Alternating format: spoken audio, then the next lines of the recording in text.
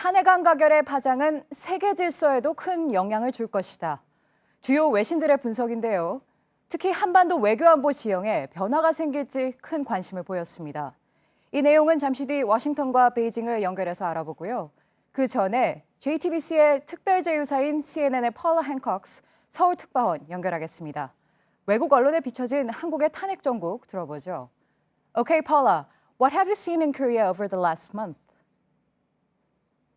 Well, hello to you, Miss Lee, and the viewers of JTBC.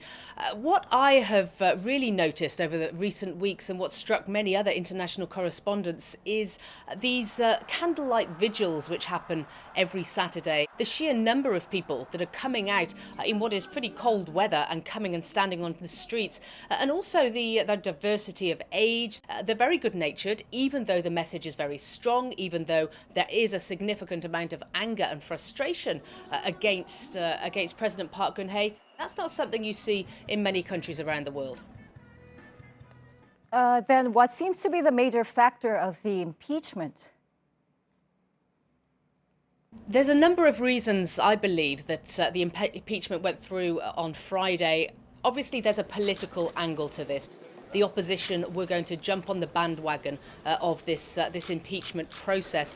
But the fact is, many of Park's own party voted to impeach her, and I think that really shows that they were listening to the people. They were listening to the anger on the streets. It's such an important time when you have a new US president, President-elect Donald Trump. Other leaders around the world are trying to get to know him, trying to build a relationship with his team. And yet here in South Korea, that's simply not possible, as there was not that strong leader who had the trust of the people. Now foreign reporters mention about democracy in Korea so often. So why is it? I think the reason that there are so many people coming onto the streets, there's such a diversity of age. There are school children, there are university students, all the way up to the oldest.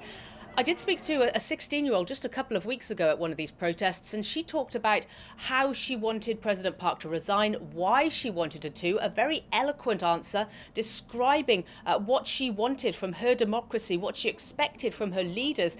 In many countries around the world, 16-year-olds are not concerned with what their political leaders are doing. There seems to be a real awakening of amongst the youth of what they want to see happen, and they're demanding from their leaders. So it's a really interesting movement that we're seeing here.